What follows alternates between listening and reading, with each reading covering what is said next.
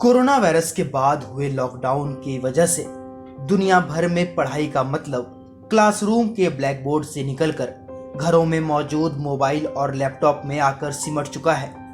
न बच्चों और न ही शिक्षकों को पता है कि आखिर कब तक उन्हें स्क्रीन पर बैठकर घंटों पढ़ाना और पढ़ाई करना पड़ेगा। आज के वक्त ऑनलाइन क्लास आम बात हो चुकी है, लेकिन ज़रा सोचिए कि जिस देश में स्मार्टफोन और लैपटॉप को अभी भी लग्जीरियस आइटम की श्रेणी में रखा जाता है, न कि नेसेसिटी में, उस देश में आखिर कितने परिवारों के पास पर्याप्त स्मार्टफोन और लैपटॉप होंगे जहां उनके बच्चे बेफिक्र होकर पढ़ाई कर सकें।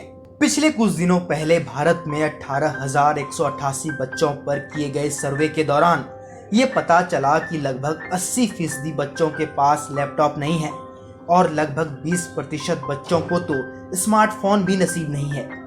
मौजूदा समय में भारत सरकार की कोशिश है कि देश के छात्रों तक ऑनलाइन क्लास की सुविधा मुहैया कराई जाए, मगर राष्ट्रीय शैक्षिक अनुसंधान एवं प्रशिक्षण परिषद यानी NCERT ने बीते 19 अगस्त को बताया कि 18 राज्य और केंद्र शासित प्रदेश की सरकार को मालूम नहीं है कि कितने प्रतिशत बच्चों के पास मोबाइल और लैपटॉप जैसी सुविधाएं नहीं है।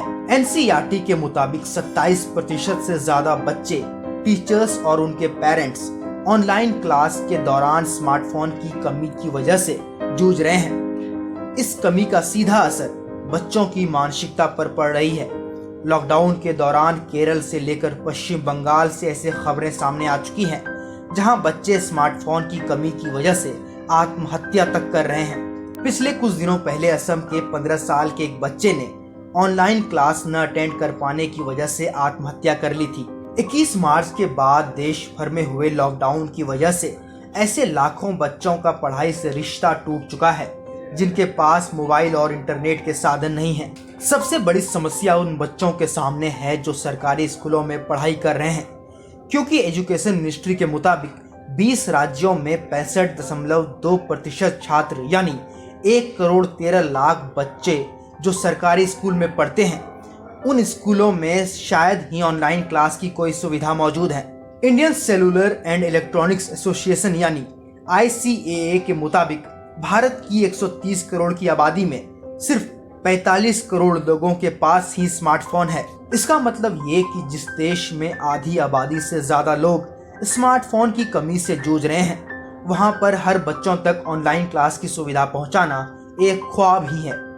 जरा सोचिए कि 4 से 5 सदस्य के परिवार में सिर्फ एक स्मार्टफोन मौजूद हो, वहां पर एक साथ 2 बच्चे कैसे पढ़ाई कर सकते हैं।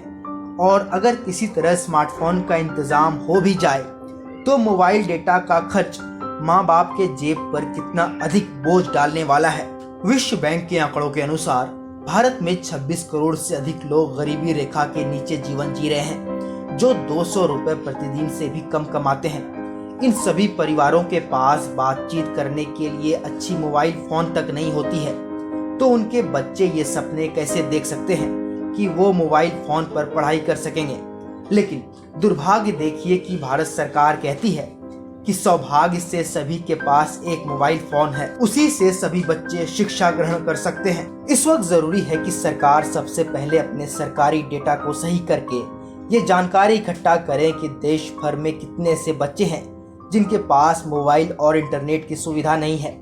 इसी के साथ राज्य और केंद्र सरकार मिलकर पढ़ाई की सुविधा बच्चों तक पहुंचाए, वरना कोरोना वायरस लॉकडाउन की वजह से देश की अर्थव्यवस्था के साथ साथ देश का साक्षरता दर भी गिरता चला जाएगा। पीयूष कुमार की रिपोर्ट, हेडलाइंस 21 के लिए।